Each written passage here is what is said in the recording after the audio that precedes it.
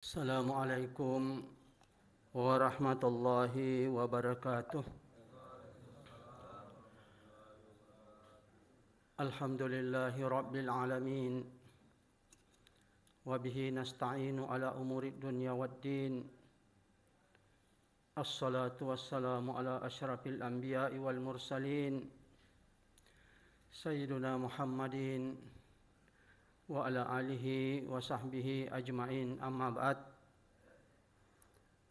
Puji syukur kita panjatkan kehadirat Allah Subhanahu wa ta'ala, karena pada kesempatan subuh ini Allah Subhanahu wa ta'ala masih mengembalikan roh kita pada jasad yang kita miliki, sehingga kita sempat datang untuk melaksanakan salah satu kewajiban kita, yakni sholat subuh secara berjamaah.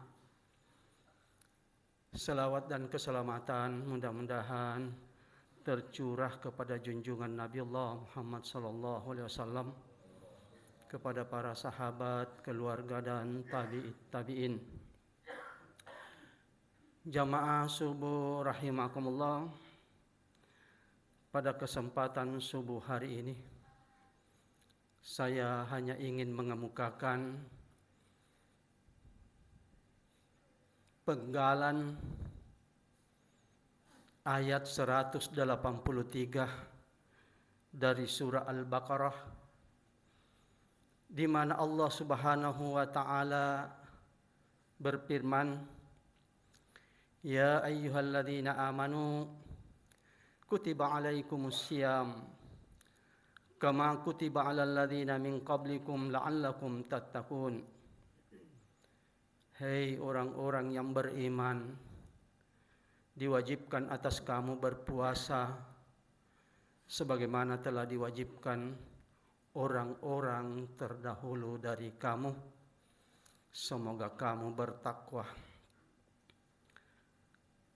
Jamaah subuh rahimakumullah. Dalam ayat ini ada penggalan ayat yang mengatakan kama kutiba alal ladzina min qablikum, sebagaimana diwajibkan orang-orang terdahulu dari kamu. Siapa yang dimaksudkan oleh Allah Subhanahu wa ta'ala dalam penggalan ayat ini? Kama kutiba alal ladzina min qablikum, sebagaimana diwajibkan orang-orang terdahulu dari kamu. At-Tabari, salah seorang mufassirin, dia menghimpun beberapa pendapat mufassirin lainnya. Dia berkata bahwa penggalan ayat ini yang dimaksudkan oleh Allah Subhanahu wa ta'ala adalah semua orang-orang yang memeluk agama samawi, mulai dari Nabi Adam hingga kaum Nasrani, umat Nabi Isa. Kita melihat Nabi Adam alaihissalam ketika pertama kali diturunkan oleh Allah ke bumi ini, tubuhnya, jasadnya terbakar oleh panas matahari. Namun Nabi Adam alaihissalam tulina cuku ya lena, selalu tunduk melihat dirinya karena sudah sangat hitam. Mungkin kata Tabari di dalam hatinya mengatakan, kalau saya ketemu dengan Hawa nanti ini, natan remuk kak garo, sabak malu tolak dek nih. Lalu datang Jibril membisik mengatakan kepada Nabi Adam, "Adam, maukah kamu putih seperti sedia kala?" Nabi Adam mengatakan, mau ya Jibril. Karena Jibril dengan Nabi Adam itu tidak lazim lagi waktu di sorga. Saya mau Jibril. Lalu dia katakan, berpuasalah kamu 3 hari. ketika perintah ini dilakukan oleh Nabi Adam alaihissalam pada hari pertama, dia berpuasa, langsung sepertiga badannya ini langsung putih. Jadi Nabi Adam pada saat itu dia hitam putih. Ya. Kemudian hari kedua dia berpuasa. Setelah selesai dia menyelesaikan puasa kedua, langsung putih 2/3. Dan hari ketiga dia berpuasa, maka seluruh badannya kembali putih. Itulah yang dikenal dengan Yaumul Bid, hari putih. Puasa 3 hari, tanggal 13, 14 dan 15. Ya, bulan, ya, bulan purnama. Di pagaga bulan Masehi rotwe sa de panajaji Nabi Isa. Jamaah subuh rahimakumullah. Syariat ini kemudian dilanjutkan oleh Nabi Nuh. Sehingga ketika Nabi Nuh mau berlayar, penumpang semua sudah naik. Semua yang bernyawa diperintahkan untuk berpuasa.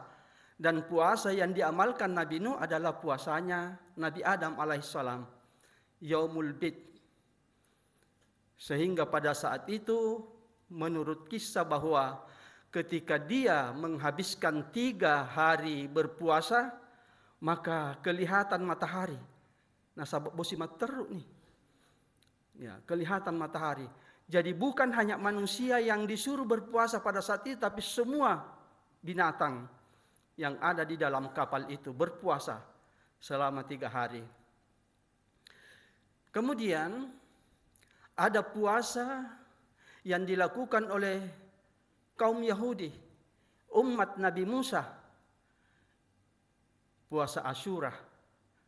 Rasulullah SAW dalam satu riwayat ketika dia ke Madinah, dia mendapati kaum Yahudi berpuasa, lalu dia bertanya, hari apa ini? Lalu kaum Yahudi mengatakan, hari kesyukuran kami karena hari ini, hari Asyura adalah hari pembebasan Nabi Musa dari kejaran tentara Fir'aun. Lalu Rasulullah SAW mengatakan, saya akan puasakan juga. Lalu dia beritahu kepada umatnya bahwa insya Allah tahun depan kita berpuasa Asyura bukan hanya 1 hari tapi minimal 2 hari. Karena kalau hanya 1 hari kita sama dengan kaum Yahudi. Ya, jadi bisa 9, 10 dan 11 Asyura.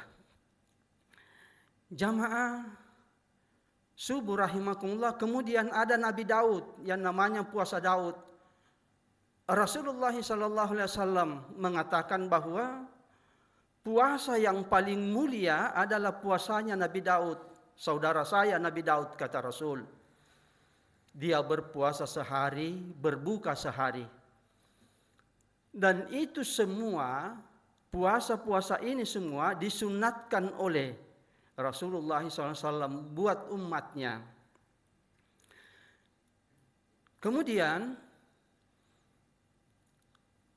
umat Nabi Isa alaihissalam, kaum Nasrani, mereka itu diwajibkan puasa Ramadan. Diwajibkan puasa Ramadan seperti yang diwajibkan kepada umat Muhammad, umat Islam. 30 hari di bulan Ramadan. Hanya karena pada waktu itu setiap Ramadan pasti salah satu di antara musim dia tempati bercokol. Apakah musim panas atau musim dingin. Sehingga sangat sulit untuk melakukan puasa Ramadan. Sangat sulit. Karena kalau terlalu panas hausnya luar biasa. Malah dalam satu riwayat mengatakan terkadang dia mengeluarkan darah dari hidungnya karena panasnya, hausnya. Lalu ketika musim dingin terlalu cepat lapar. Jadi mereka sepakat untuk memindahkan puasa orang Nasrani. Jadi oleh memetotuli narubah, dia rubah sendiri aturan dari Allah. Ya, dia pindahkan ke antara musim panas dan musim dingin. Dan dia juga sepakati bahwa kita akan tambah. Dalam satu sumber dia katakan ditambah 10 hari. Sehingga puasa kaum Nasrani itu 40 hari. Ada juga yang mengatakan bahwa ditambah 20 hari. Jadi 50 hari. Cara melaksanakannya antara Isya dengan Isya. Lama. Ya, antara Isya dengan Isya. Maksudnya begini, kalau dia berbuka ketika masuk waktu Isya. Jadi kalau ada orang sekarang yang nanti Isya baru berbuka, berarti dia mengamalkan apa yang diamalkan oleh kaum Nasrani. Ya. Dia berbuka ketika masuk waktu Isya. Kapan dia memulai puasanya? Ini yang tidak ada keseragaman. Yang ada siapa yang duluan tidur berarti dia duluan yang melakukan puasa. Seperti itu. Jadi kalau dia tidur jam 8 malam sesudah buka, berarti pada saat itu dia mulai puasanya, kaum Nasrani. Kalau dia bertahan misalnya begadang sampai jam 3 subuh, maka pada saat itu baru dia memulai puasanya. Jadi tidak seragam. Jamaah subuh rahimakumullah, ketika turun ayat perintah puasa bagi kaum muslimin, Rasulullah SAW tidak tahu mau dibagaimanakan ini puasa. Berpuasa hanya mengatakan, ya ayyuhalladzina amanu, hai orang-orang yang beriman, diwajibkan atas kamu berpuasa sebagaimana diwajibkan orang-orang terdahulu dari kamu. Mudah-mudahan kamu bertakwa.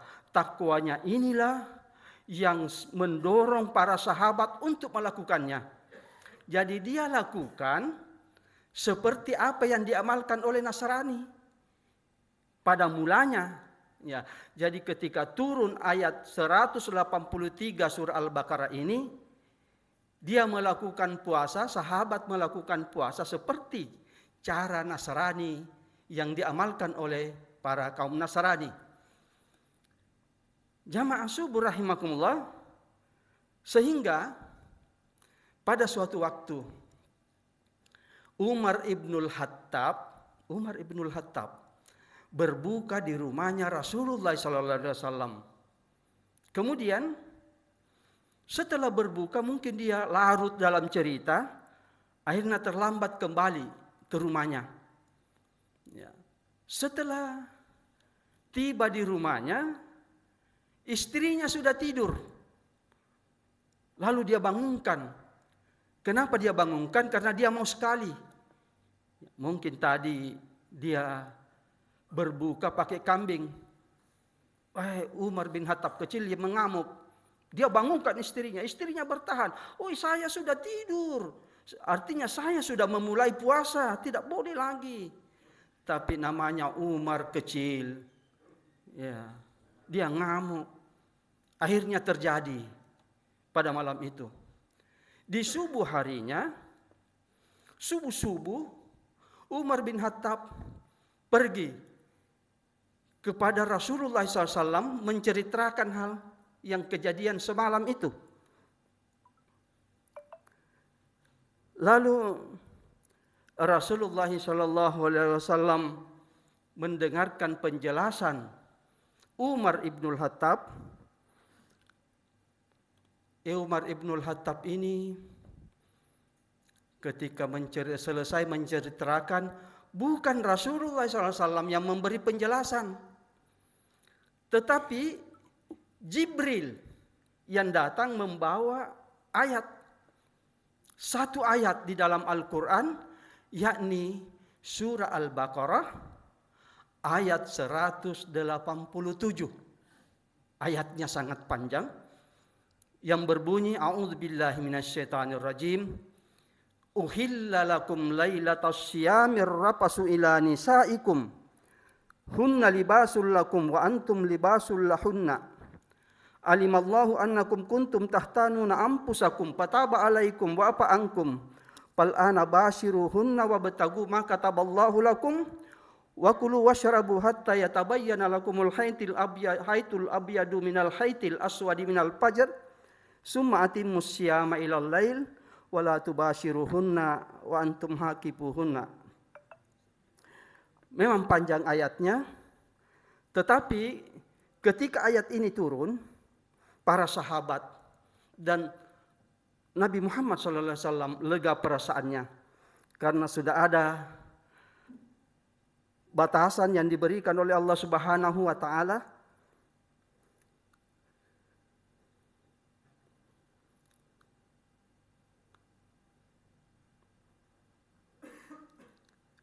Saya cari dulu ayat 187. Ya.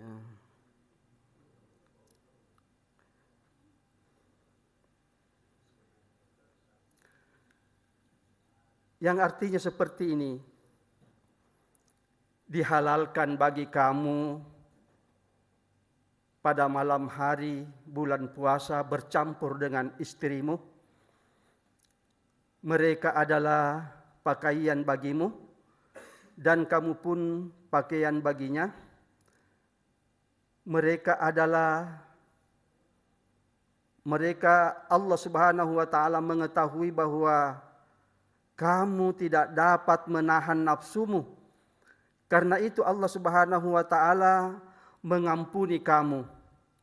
Jadi ketika ayat ini turun, yang tadinya puasa istri Umar ibnul Khattab batal, akhirnya dia lanjutkan setelah turun ayat ini. Kembali Umar ibnul Khattab mengatakan, pater puasamu, dekna batal. Ada firman Allah yang baru saja diterima oleh Rasul. Ya.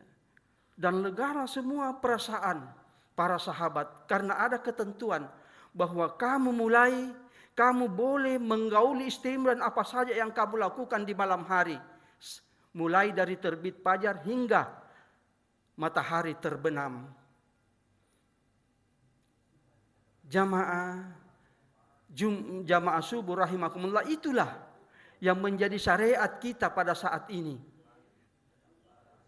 Dengan berpedoman kepada ayat 187 surah Al-Baqarah. Jamaah subuh rahimakumullah. Mengapa Allah Subhanahu wa taala mewajibkan puasa bagi orang-orang yang memeluk agama samawi? Ada alasan yang dikemukakan oleh para mufassirin. Yang pertama, bahwa puasa itu sangat dekat dengan ketakwaan. Jadi kalau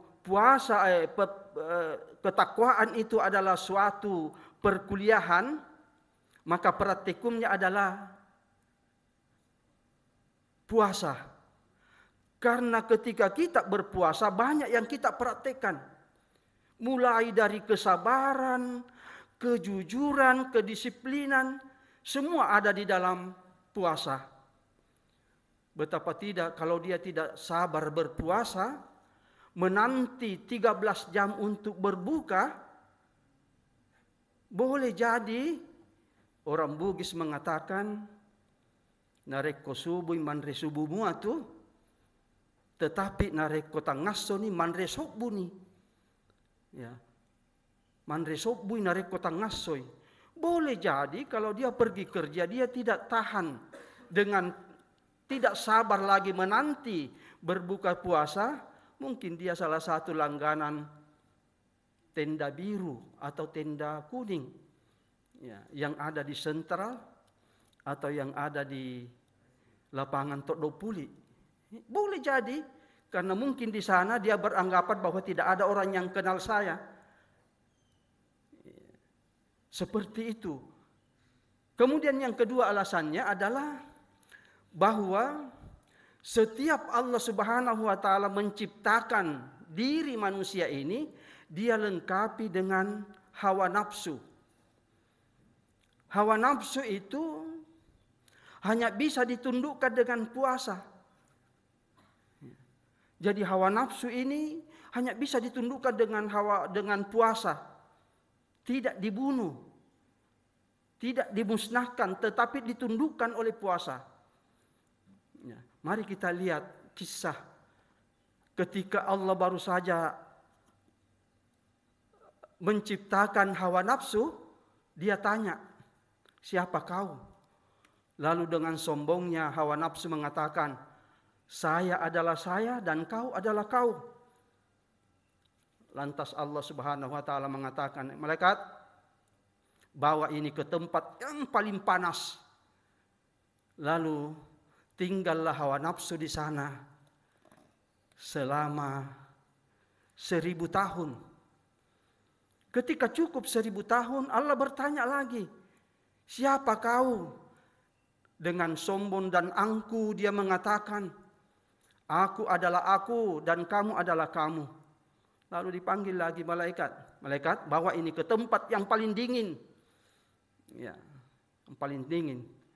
Lalu hawa nafsu ini tinggal di tempat yang paling dingin selama 1000 tahun.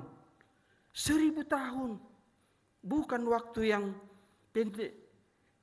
Waktu yang sangat lama. 1000 tahun dia tinggal di sana. Setelah cukup 1000 tahun, ditanya lagi, siapa kau? Dengan sombong angku, ya, dia menjawab, aku adalah aku dan kau adalah kau. Lalu Allah Subhanahu wa taala berkata kepada malaikat, hei malaikat, ajak muring Andre, ya, papuasai, jangan diberi makan. Selama 1000 tahun dia jalankan berpuasa atau tidak diberi makan, nafsu ini tidak diberi makan. Belum cukup 1000 tahun, kagora-gora nih. Anta Rabbi wa ana abdi. Anta Rabbi wa ana abdi. Engkau Tuhan dan saya hamba. Allah mengatakan, malaikat, hari ini mengati Andre baru pula dan itu. Seperti itu. Sehingga seandainya Allah tidak mempuasakan hawa nafsu, maka kita tidak bisa kendalikan hawa nafsu kita. Seandainya Allah tidak mempuasakan itu, belum cukup 1000 tahun dia sudah taubat. Ya. Sehingga kita bisa kendalikan hawa nafsu kita masing-masing.